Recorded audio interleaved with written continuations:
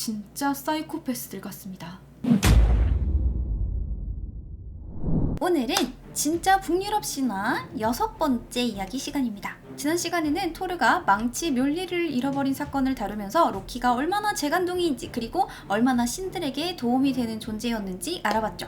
그리고 원래 로키가 신들과 사이가 좋지 않다고 알고 있지만 가끔 남의 부인 머리카락을 싹 날려버리는 장난꾸러기 같은 모습을 보이기는 해도 결국은 알아서 수습도 잘했기 때문에 큰 문제 없이 신들과 아주 무난하게 잘 지내고 있다고 했었죠. 그러나 어떤 사건을 계기로 로키가 신들을 미워하게 되고 또 다른 사건으로 신들 역시 로키를 아주 미워하게 되는데 오늘 그게 어떤 사건인지 한번 알아볼게요. 자, 아주 먼 옛날 아스가르드에 살던 시인 로키에게는 몇 명의 자식들이 있었습니다. 그리고 많은 신들이 되게 그렇듯 로키도 모든 자식을 한 명의 아내와 낳지는 않았어요. 한 번은 요툰과 자식을 낳고 또 한 번은 아스 신과 자식을 낳고 또 어느 날은 특이하게도 스스로 암말이 되어서 순말과 자식을 낳기도 했는데 오늘 이야기의 주인공이 바로 이 요툰과의 사이에서 낳은 자식들입니다. 이 아이들을 낳은 요툰의 이름은 앙그르보다인데 뜻은 슬픔을 불러오는 자, 해를 입히는 자라고 합니다. 앙그르보다는 로키의 자식들 중 북유럽 신화에 엄청난 영향을 끼치는 자식 셋을 낳는 매우 중요한 인물임에도 불구하고 기록에는 고에다와 신에다에 각각 딱 한 번씩만 등장하는데 어떻게 적혀 있는지 먼저 고에다 중 힌들라의 시에 기록된 내용을 한번 볼게요. 로키가 앙그르보다와 늑대를 낳았으며 종마 스파딜파리에게서 슬레이프니르를 얻었노라. 끔찍한 괴물 가운데 가장 끔찍한 괴물은 뷸레이스트의 형제가 낳았느니라. 자, 이어서 신에다의 기록까지 읽고 고에다와 신에다의 내용을 한 번에 정리해 볼게요. 이어지는 내용은 신에다의 로키와 그의 자식들 부분에 기록된 내용입니다. 로키는 신족 아내인 시긴과 아들 둘을 낳았는데 그들의 이름은 발리와 나르피였다. 로키는 그리고 더 많은 아이들을 낳았는데 요툰헤임의 거인 고귀한 앙그르보다와 3명의 아이를 낳았다. 첫째는 늑대 펜리르였고 둘째는 미르가르드의 바다뱀 요르문간드였으며 세 번째는 헬이었다. 내용이 짧죠? 그래서 앙그르보다가 어떤 인물이었는지는 알 수가 없습니다. 그저 로키와 앙그르보다가 자식을 낳았는데 고에다에서는 늑대 펜리르만 낳았다라고 나오고 신에다에서는 늑대 펜리르와 바다뱀 요르문간드 그리고 해를 낳았다라고 기록되어 있죠. 그리고 고에다의 기록에는 특이한 내용이 한 줄 있는데 바로 끔찍한 괴물 가운데 가장 끔찍한 괴물은 뷸레이스트의 형제가 낳았느니라 라는 부분입니다. 이 뷸레이스트는 로키의 형제인데 이 인물 또한 그냥 로키의 형제라는 것 말고는 딱히 어디에도 등장하지 않는 인물입니다. 그러니까 뷸레이스트의 형제라는 건 로키를 말하는 거고 고에다에서 말하는 내용은 끔찍한 괴물 중에 가장 끔찍한 괴물을 로키가 낳았다라는 거죠. 그리고 이것과 같은 내용이 신에다에도 기록되어 있는데 방금 읽은 신에다에서 이어지는 내용을 보면 첫 번째는 늑대 펜리르였고 두 번째는 미드가르드의 바다뱀 요르문간드였으며 세 번째는 헬이었다. 이 3명의 아이들이 요툰헤임에서 자란다는 것을 신들이 알았을 때 그리고 그들이 언젠가 커다란 슬픔과 불행을 가져올 것이라는 것을 알았을 때 오딘은 몇몇의 신을 보내 그 아이들을 데려오도록 하였다 라고 적혀 있는데 바로 이 부분입니다. 이 3명의 아이들 늑대 펜리르와 바다뱀 요르문간드 헬이 신들의 세상에 커다란 슬픔과 불행을 가져오리라는 내용 바로 고에다에서 로키의 자식 중 하나가 끔찍한 괴물 중에 가장 끔찍한 괴물이라는 내용과 맞물리는 대목이죠. 자, 그럼 이 세 아이 중 끔찍이 오브 끔찍이는 누구인지 그건 조금 이따가 알아보고 아무튼 로키의 요툰 아내인 앙그르보다는 그녀에 대한 정보를 전혀 찾을 수 없는 분량이 거의 뭐 지나가는 행인일과 같은 인물이었지만 그녀는 이름처럼 그러니까 슬픔을 불러오는 자처럼 신들의 세상에 거대한 슬픔을 불러올 3명의 아이들을 낳게 된 거죠. 그런데 이 세 아이 중 익숙한 이름이 있죠. 바로 요르문간드인데 전에 그 토르의 모험 이야기 할 때 토르가 우트가르트 로키 왕과 내기를 하다가 고양이를 아주 힘겹게 들어올리다가 실패를 했는데 이게 사실 미드가르드를 한 바퀴 두르고 있는 바다뱀 요르문간드였다더라 하던 이야기 기억나죠? 이 요르문간드가 바로 로키의 자식이었다는 거죠. 어떻게 보면 이 요르문간드와 토르의 에피소드는 조카 하나 제대로 업어주지 못하는 나약한 삼촌이었다로 정리되겠네요. 아무튼 우리에게 친숙한 요르문간들을 포함한 로키의 세 자식들이 앞으로 신들에게 커다란 슬픔과 불행을 가져올 존재라고 하는데 왜 어쩌다가 그런 존재가 된 걸까요? 뭐 깐족이 로키의 자식이라서? 아니면 신들과 사이가 좋지 않은 요툰의 자식이라서? 겨우 그런 이유였으면 자고 있는 거인 뚝배기도 깨는 북유럽 신들에게 이 정도는 아주 조그만 슬픔을 가져오는 존재라고 기록됐을 텐데 어쨌든 로키의 자식들이 세상에 슬픔을 가져올 존재가 된 진짜 이유는 바로 이 아이들과 관련된 한 예언 때문입니다. 대체 어떤 예언이었길래 세상 전체에 커다란 슬픔을 가져올 존재가 되었던 건지 그 내용은 고에다의 무녀의 예언에서 찾아볼 수 있는데 고에다의 첫 부분인 볼루스파, 즉 무녀의 예언은 예언 능력을 가진 무녀가 세상의 기원, 그러니까 창세부터 먼 미래까지를 예언의 힘으로 보고 이를 오딘에게 설명하는 글로 구성되어 있는데 과연 오딘이 어떤 예언을 들었는지 고에다의 내용을 한번 볼게요. 오딘이 늑대와 싸우려고 나아갈 때 벨리를 죽인 자는 수루트에게 맞서고 프리그는 그 기쁨을 떨어뜨려 잃는다. 오, 갑자기 엄청 난해해졌지만 하나하나 해석해 봅시다. 자, 오딘이 늑대와 싸우려고 나아갈 때 이건 펜리르겠죠. 벨리를 죽인 자는 수루트에게 맞서고는 벨리는 빛의 신이자 풍요의 신인 프레이가 죽인 요툰입니다. 그러니까 벨리를 죽인 자라는 건 프레이를 말하는 거고 결과적으로 프레이는 수루트에게 맞서고가 되겠죠. 그리고 이어지는 마지막 문장 프리그는 그 기쁨을 떨어뜨려 잃는다. 프리그의 기쁨은 남편 오딘을 말하고 오딘이 떨어진다는 건 늑대 펜리르와 싸우러 나간 오딘이 죽는다는 걸 의미합니다. 고로 고에다 무녀의 예언에서 예언자 무녀가 오딘에게 전한 말은 오딘아, 네가 종말의 시기에 늑대와 싸우러 나갈 때 프레이는 불의 거인 수루트랑 싸울 거고 너는 거기서 죽을 거기 때문에 네 아내 프리그가 슬퍼할 거야 라는 내용이었다는 거죠. 오딘이 죽는다. 그리고 그 시기에 불의 거인의 수장인 수루트와 싸운다는 건 신과 거인들이 전면전을 벌이고 있다라고 생각할 수 있겠죠. 이런 전쟁의 시기에 아스가르드의 최고신 오딘이 죽는다는 건 사실상 다른 신들 그냥 거의 다 죽는다고 봐야겠죠. 그러니까 쉽게 말하면 야, 늑대랑 싸우러 가면 너희 다 죽어, 다 그냥 종말이야 라는 예언을 받았다는 이야기입니다. 자, 그럼 아까 읽은 신 에다에서 이 세 명의 아이들이 요툰헤임에서 자란다는 것을 신들이 알았을 때 그리고 그들이 언젠가 커다란 슬픔과 불행을 가져올 것이라는 걸 알았을 때 오딘은 몇몇 신들을 보내 그 아이들을 데려오도록 하였다가 조금 다르게 보이죠? 신들은 로키의 자식들, 특히 그 중에서도 끔찍 오브 끔찍인 늑대 펜리르가 세상의 종말과 신들의 파멸을 가져올 거야. 그러니까 얘들이 커서 위협적인 존재가 되기 전에 처리해야 돼 라는 생각을 하게 된 거죠. 그러니까 자, 이제까지의 이 긴 내용들을 한 번에 정리하면 우리의 재간둥이신 로키가 거인 자식, 말 자식 등등 많은 자식을 낳았는데 그중 셋은 요툰 앙그르보다와 낳았다더라. 이 셋이 늑대 펜리르, 뱀 요르문간드, 처녀 헬이었는데 첫째인 늑대 펜리르가 종말의 날에 오딘을 죽일 것이라는 예언을 받았기 때문에 신들이 이 셋을 요주의 인물로 지정하여 관리 감독하기 위해서 아스가르드로 데려왔다라는 이야기가 되겠습니다. 쉽죠? 자, 그리고 여기서 잠깐 이 앙그르보다와 로키의 아이들에 대한 기록이 있는 고에다 힌들라의 시에는 뒤에 이어지는 이야기가 조금 있는데 바로 강력한 마법의 힘을 가지고 있던 요툰 앙그르보다의 능력을 탐내던 로키가 앙그르보다의 능력을 얻기 위해서 그녀를 죽여 신장을 삼켰고 이 과정에서 부작용이었는지 뭔지 로키가 혼자 임신을 하게 돼서 펜리르, 요르문간드, 헬을 낳았다라는 내용입니다. 대단히 흥미로운 이야기이긴 하지만 사실 힌들라의 시 말고는 관련된 비슷한 기록이 전혀 없습니다.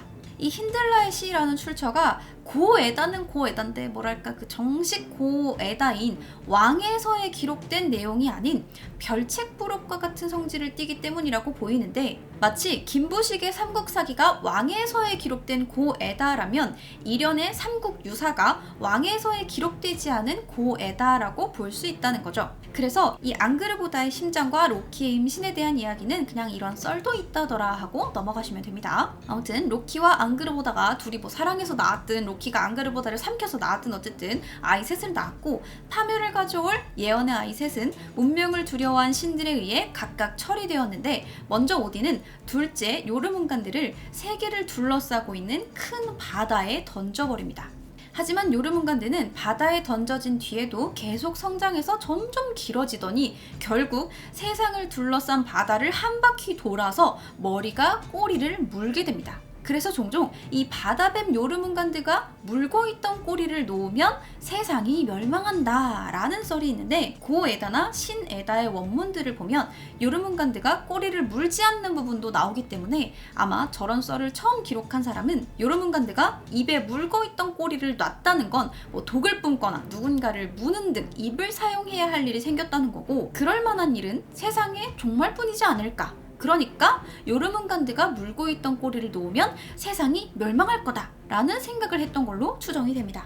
아무튼 이렇게 신들은 로키의 세 자식 중 요르문간드를 바다에 던져 처리했고, 그 다음 순서는 셋째 헬인데, 이 부분은 신에다 귤피의 속임수에 로키와 그의 자식들 부분에 기록되어 있습니다.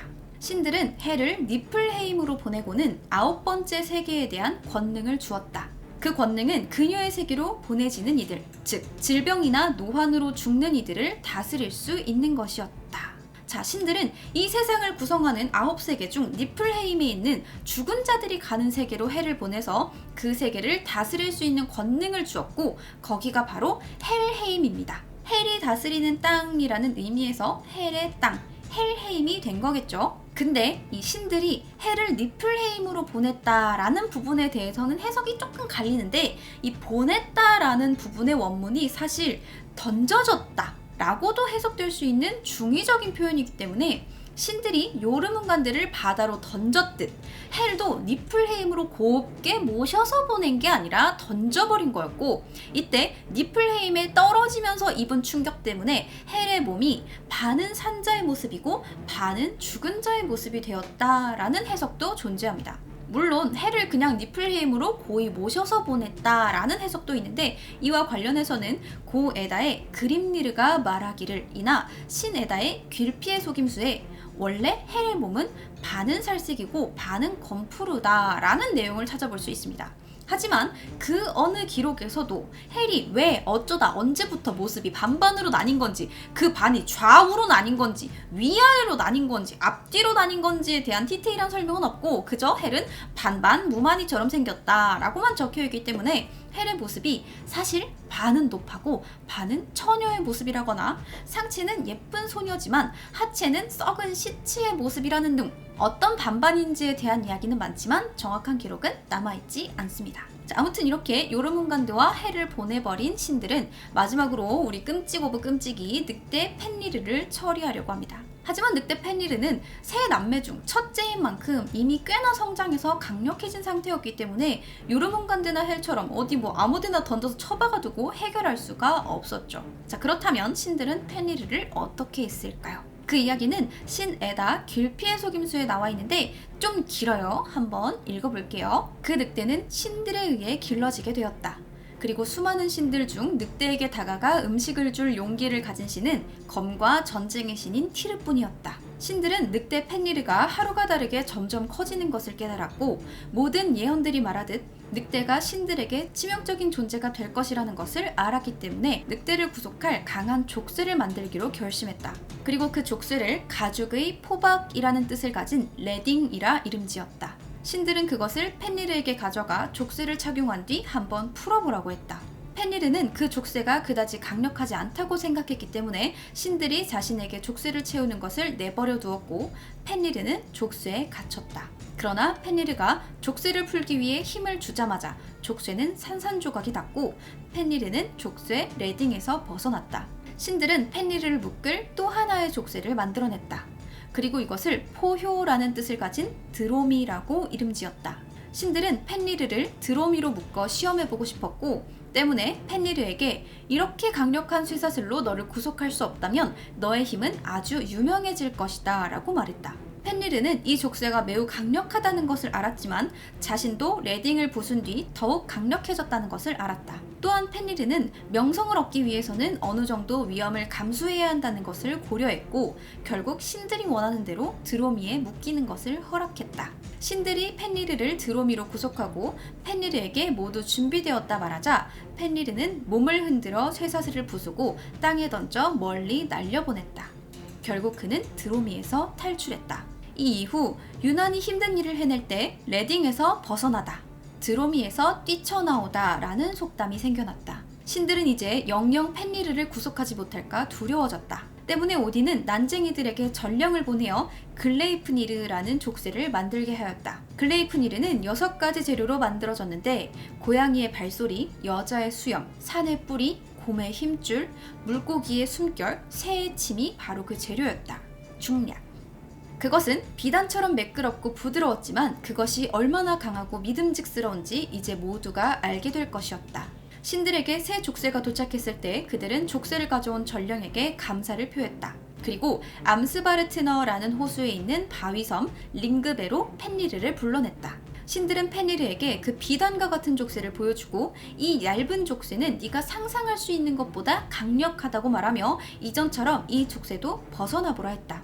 몇몇 신이 이를 손에 들고 서로 시험해 이 족쇄가 끊어지지 않는다는 것을 보여주었다. 하지만 펜리르에게 신들은 할 수 없지만 너는 이 족쇄를 부러뜨릴 수 있을 것이라 말했다.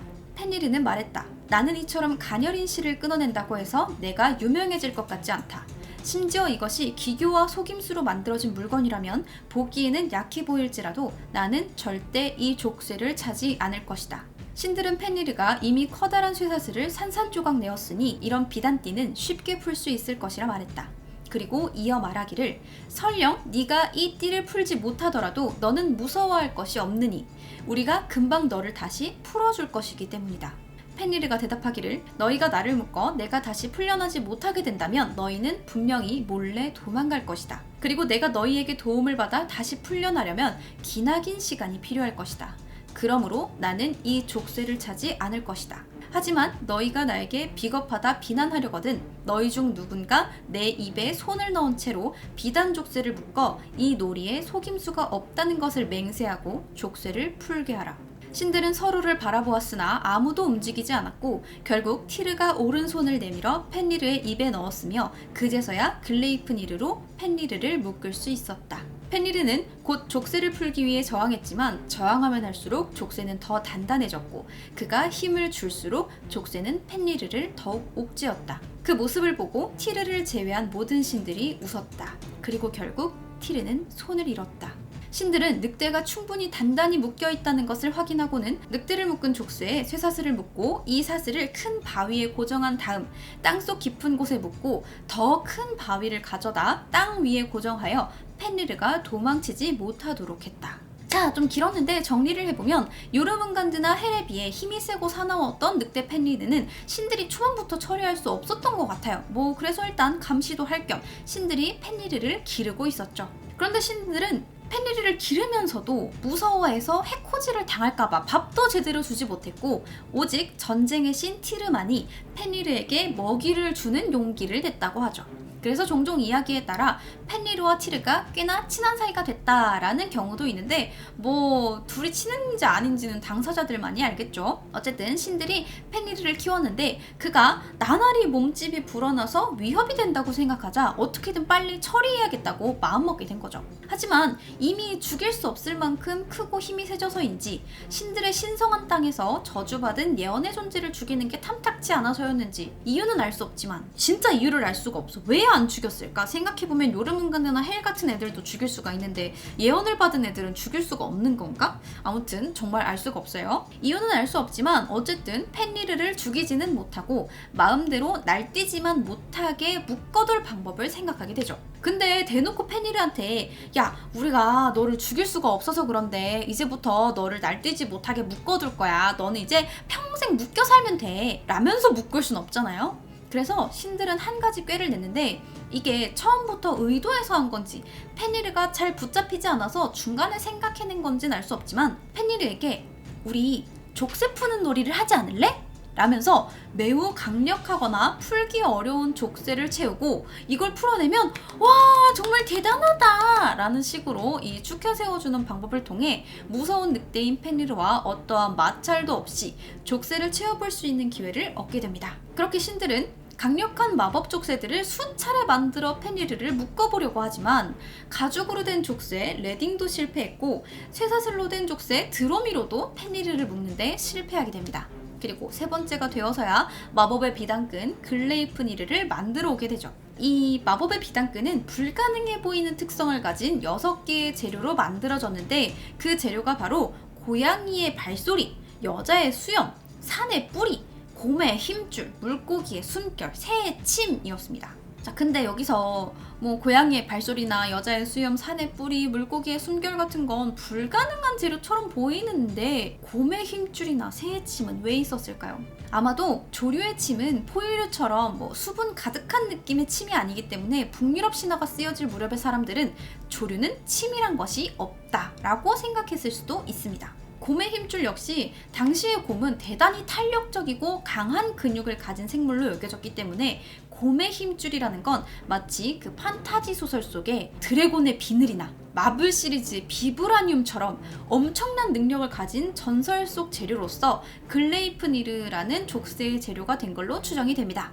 아무튼 이렇게 당시 사람들이 생각하기에 불가능한 특성을 가진 6가지의 재료를 넣어 실력 있는 드베르그들을 갈아 만들어낸 글레이프니르는 누가 봐도 약하고 보드랍고 뭐 전혀 튼튼해 보이지 않는 모습이었기 때문에 오히려 이 천조가리 같은 족쇄를 채우려고 와 이거 봐 우리는 못 풀겠어 그치만 너는 할 수 있지? 너는 짱짱 센 늑대 펜리르니까 하는 신들의 모습이 의심을 불러일으키게 됩니다. 펜리르는 내가 그 천조가리에서 벗어나봐야 뭐 이전에 가죽이나 쇠사슬 족쇄에서 벗어난 것만큼 명성도 얻기 힘들 것 같은데다가 니들이 겉모습은 약해 보이지만 실제로는 여기에다가 마법이나 속임수를 써서 내가 풀려날 수 없으면 너네들은 그 족쇄를 안 풀어줄 거 아니야. 나는 그 족쇄를 깨는 놀이에 동참하지 않을 거야 라는 선언을 하지만 계속해서 펜리르를 꼬시는 신들의 농간에 결국은 누군가 한 명의 신이 그 팔을 내 입에 넣어서 족쇄를 묶고 내가 이 족쇄를 벗어나지 못하더라도 신들이 직접 족쇄를 풀어줄 것이라는 걸 보증한다면 놀이에 동참하겠다라고 말을 합니다. 그런데 신들은 다들 멀뚱멀뚱 서로 쳐다보기만 합니다. 약간 그거 같죠? 조별과제에서 조장을 정하는 과정 같죠? 아니 펜리르를 묶기는 묶어야겠는데 이게 성공할지 아닐지는 모르겠지만 일단 시도는 해봐야 되니까 펜리르한테 이번에도 족쇄놀이야 이거 푸는데도 실패하면 우리가 알아서 풀어줄 테니까 걱정하지 말어 라는 신뢰를 줘야 되는데 아니 그러다가 진짜 펜리르가 못 풀면 인질 잡힌 내 팔만 날아가는 거 아니야? 라는 생각에 그 어느 신도 나서지 못하고 서로 눈치만 보고 있었던 거죠. 펜리르는 느낌이 세야죠? 아니 이상하잖아요. 분명히 놀이라고 했는데 그냥 놀이면 뭐 팔을 넣든 모가지를 넣든 어차피 풀어줄 거니까 인질은 안전하겠지. 근데 다들 멀뚱멀뚱 눈치만 본다는 건 이거 풀어줄 생각이 없다는 거 아닌가? 라고 이 펜리르가 바보가 아닌 이상 이 상황이 길어지면 당연히 눈치를 챌 텐데 바로 이때 혼자서 펜리르에게 먹이를 챙겨주던 상남자 전쟁의 신 티르가 자진해서 자신의 팔을 펜리르의 입에 집어넣습니다. 펜리르는 티르 정도면 믿을만하지 설마 신들이 전쟁의 신 팔을 담보로 거짓말을 하겠어? 라는 생각으로 글레이프니르에 포박당해 보기로 합니다. 그렇게 족쇄에 묶인 펜리르는 온 힘을 다해서 끊어보려고 하지만 힘을 주면 줄수록 글레이프니르는 펜리르를 더욱 단단하게 조여왔죠. 자 그럼 이제 원래 약속대로라면 아 이거는 못 푸는구나 하고 신들이 풀어줘야 했지만 신들은 몸부림치는 펜리르를 보고 웃고만 있습니다. 팔을 물려있는 티르만 빼고 말이죠. 진짜 사이코패스들 같습니다. 펜리르는 그제서야 자신이 속은 것을 깨닫고는 입속에 있던 티르의 팔을 잘라버립니다. 그렇게 펜리르는 영원히 족쇄에 갇히게 되었고 저 멀리 깊은 산속 바위에 묶여 더 이상 신들에게 위협되지 않는 존재가 된 거죠. 자, 이렇게 티르가 외팔의 신이 된 이야기는 지난번 토르의 망치 분실 사건 때 프레이야도 팔이 2개니까 거인이 프레이야의 손을 잡고 싶다면 하나쯤 잘라줘도 되지 않을까? 티르도 팔이 하나인데 잘 살던데? 라는 정신나간 대사로 잠깐 언급이 됐었죠. 당시에는 세상에 저런 얘기를 신들이 사이코패스가 아니고서야 라고 이야기했는데 펜리르가 티르의 팔을 문 채로 족쇄를 풀지 못해서 버둥거리는 모습을 보고 신들이 깔깔거리면서 웃었다는 이 신 에다의 기록을 보면 어쩌면 저 대사가 진짜가 아니었을까 하는 생각도 들긴 합니다. 자 아무튼 이렇게 요르문간드 헬에 이어서 마지막 펜리르까지 재앙을 불러올 로키의 세 자식들이 모두 신들의 세상인 아스가르드에서 엄청나게 먼 곳으로 보내지거나 제압당하게 됩니다. 하지만 오히려 신들의 이런 과한 대응은 요툰헤임에서 평화롭게 잘 살던 로키의 세 자식들이 신들에게 반감을 갖게 되어서 종말의 시기에 로키의 자식들과 신들이 대립하게 되는 시발점이 되죠. 자, 그런데 로키의 아이들 이야기인데 정작 아빠 로키는 지금까지 한 번도 등장하지 않았습니다. 왜냐하면 이에 대해 로키가 어떻게 생각했는지에 대한 기록이 남아있지 않기 때문이죠. 신들은 워낙 자식에 대해 무덤덤한 경우가 많아서 로키 역시 자기 자식들이 고통받는 모습을 보고도 오늘도 자식 하나가 갔군 하는 생각을 했을 수도, 혹은 이쁜 내 새끼들을 괴롭혀? 너네 이제 다 죽었어 하는 생각을 했을 수도 있지만 진짜 로키가 무슨 생각을 했는지는 알 수 없습니다.